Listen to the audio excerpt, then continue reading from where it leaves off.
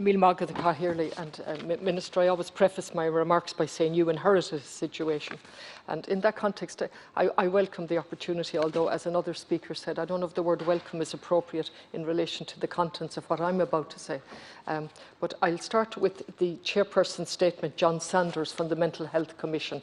And he said that the current COVID-19 pandemic has highlighted in stark terms the need for a modern, well-staffed, holistic, community-based mental health service. And that was on the publication of the 2019 report, which was published midway through 2020, and we're waiting on the updated one. So I'm going to just refer to some of that. I'm somebody who has had a privileged background in relation to a working career, and I really foolishly thought things were improving in the 80s, and the publication of Planning for the Future 1984, then that was followed by Vision for Change, followed by Sharing the Vision. And I'll start by saying the independent panel, which you have worked hard on to set up, will be the measuring stick of how serious this government is about mental health. Now, I want to thank Sinn Féin for using their private members' time for this, and I welcome the opportunity, although I despair of the words. Like Deputy Verona Murphy, I can't tell you how many times I've spoken on mental health since 2016. First, to get where was the Vision for Change at. Then we were told there was an update review of the literature. Mind you, when it was done very quickly and effectively by the professionals that did it, but it took forever to make that decision, and then Vision for Change. And all of the time, the implementation body is gone. You're in the process of re-establishing it. But we shouldn't need to talk in here about mental health. A policy, legislation, and it should be implemented. And that's why we had an independent panel, monitoring body, to take it out of our hands and come back with reports to us. And that's what we should be discussing, the reports of the independent monitoring body.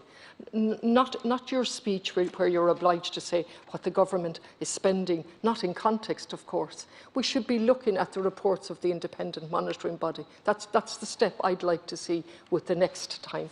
In relation to this report, it's truly upsetting to read it.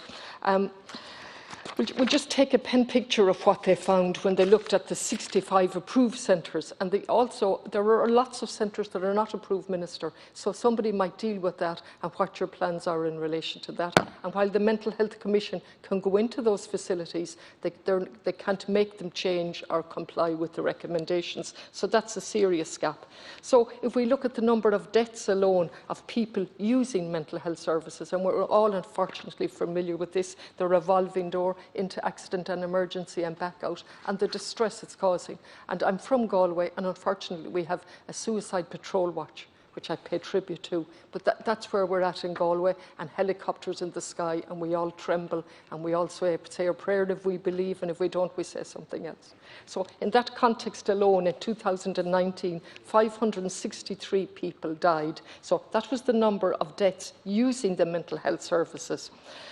166 related to approved centres, and 397 related to community mental health ones. And of those figures then, 168 were suspected suicides attending the mental health services. And then I'm just going to go to, in the context of the report that's in the paper that's already been mentioned by a number of TDs in relation to child mental health cases due to excessive medication doses. I'm going to come to that in a minute. I'm looking at Dr. Susan Finnerty, Inspector of Mental Health Services, and it's really worth looking at. It's not a very onerous chapter in the sense of pages, but what it captures here really is what I would love to hear from a government and a minister when they come in to talk to us. So what did we find? We found a number of issues of concern when we expected 65 approved centres. We found poor quality in the monitoring of the physical health poor quality in the monitoring of the physical health of residents, the impact of staffing shortages. So that's been said by many TD, the absence of staff, the failure to provide all residents with a meaningful individual care plan. Something as basic as an individual care plan, which Mr Saunders has highlighted, that should be the blueprint of care. And I think the figure for that was 52%, subject to correction, non-compliance with something as basic as that. And I might have that figure wrong, but it was an extremely high non-compliance rate. Now, what's also very worrying is the level of compliance generally. And again, the Commission is very fair. They don't zone in on one aspect of one particular criteria. They take an overall approach. And some of the percentage compliance rates in 2009 was 56%, 57%, 59%. In Galway, quite shockingly, I think it was 70%. That means 70% compliant. And these figures were compliant. I would be expecting 95, 96, 97. The Galway centre is a brand new centre, relatively speaking, in the last number of years.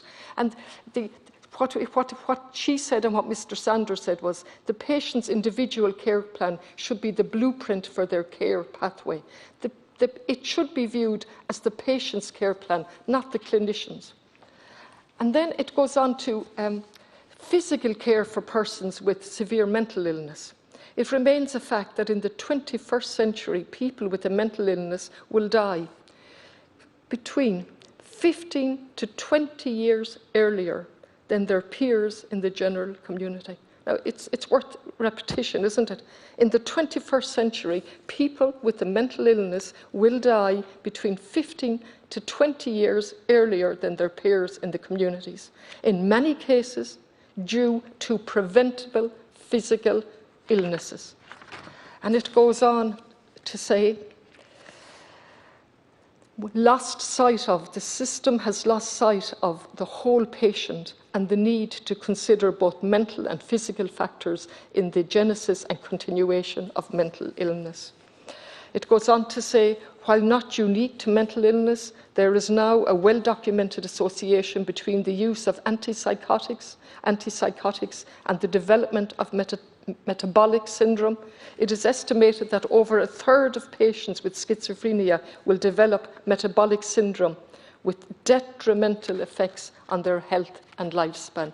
And it goes on. And in my 2 minutes that are left, I'm going to come off to the specifics and go back to, one specific thing is in relation to the review. I really think there's an urgent clarification needed on the review of the excessive medication doses for children. And of course, the question is, does that apply in the west of Ireland, in Galway? What are the implications throughout the country?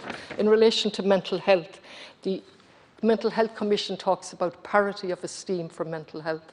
We have not even gone near it to have parity of esteem. And that's, Minister, what I would love you to address when you come in here in the future. I know you inherited the situation, but the blueprint is there from all the documents. There wasn't a thing wrong with Vision for Change. The time span was 2006 to 16, 10-year plan. The date was out of date. Nothing else was. It was visionary. I've said this before. It set out all of the problems on the ground, all of the inadequacies, and it set out what we needed. And each government delayed on that, and not alone did they delay, but they abolished the independent monitoring panel. Now, you've inherited that, and there's an opportunity to say, this is out of my hands, Deputy Connolly. There's an independent monitoring body. They'll be doing their job and will be guided by them in relation to the progress or lack of progress. But instead of that, each government delayed, and we got the ridiculous update of literature which could have been done in parallel with the implementation of it. And then we got the Vision for Change and so on. And all of the time, on the ground, the services are just creaking at the seams. And I say that reluctantly. I'm a positive person. I come from a wonderful city, but I also come from a city where there's a revolving door, I'm afraid, in relation to mental health. There's also overcapacity. That's identified in the report. Overcrowding, lack of privacy, and so many other defects. And we say, why?